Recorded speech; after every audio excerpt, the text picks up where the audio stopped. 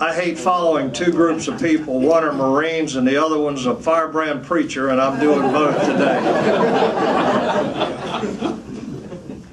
Thanks for being here. Listen, I spent 36 and a half years supporting and defending the Constitution of the United States in the uniform of the United States Army. I retired in 2007, but I still take the oath that I took in 1970 very seriously, which said I will support and defend the Constitution of the United States against all enemies, foreign and domestic. You know, folks, there are two documents that I consider to be inseparable. That is the Declaration of Independence and the Constitution of the United States. And the Declaration of Independence starts with something that says, we hold these truths to be self-evident, that all men are created equal and endowed by their Creator with certain inalienable rights. By their Creator is a reference to God. It is a reference that was written there by 56 men that signed that document, that voted to ratify that document. 56 men of the Christian faith that recognized that our rights did not come from the king, but they came only from God. The idea that a large sector of the population of America, in fact the party that could be the dominant party in America in the next decade, would have a struggle to determine whether to put God in their platform, grieves me. It grieves me as someone who has spent most of my adult life defending this nation. I ask for no recognition for that other than to say that you understand my motives. As I watched my grandchildren playing in our living room at Christmas of last year, and my wife and I began to ponder, what kind of country will they grow up in? What kind of life will they have in America? What freedom will they know?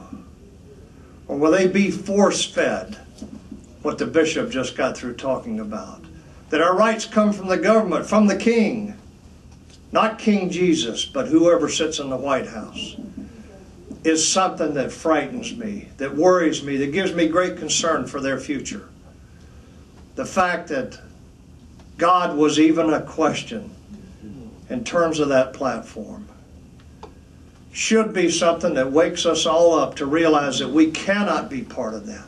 We will stand and be accountable if we support that. And as I watched my grandchildren play, when they left, my wife and I said, no matter what it cost us, we will spend the rest of our lives doing all we can.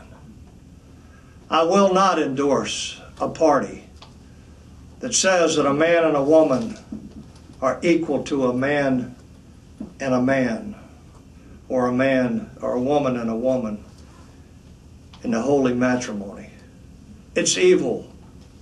Listen, this is not about homosexuality. That's been here since the days of Sodom and Gomorrah. But it's about the foundations of the most fundamental thing that we have in our society, and that is the family. You can have home churches. You can worship without going to church. But if you don't have the family, and millions of veterans, millions of people that I have a great admiration for, even though I never met most of them, have fought for that very institution because it's provided in our Constitution. It's provided in the Word of God.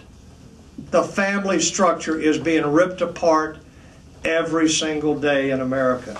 And this is another example of how we have a mainline party that has made it their agenda to further rip apart the family structure in America. I ask myself, what can I do? And only God knows what I can do. The question is, will I be obedient? Will I make myself available to be used in this fight? And the answer is, as long as I draw breath, I will. God bless you all.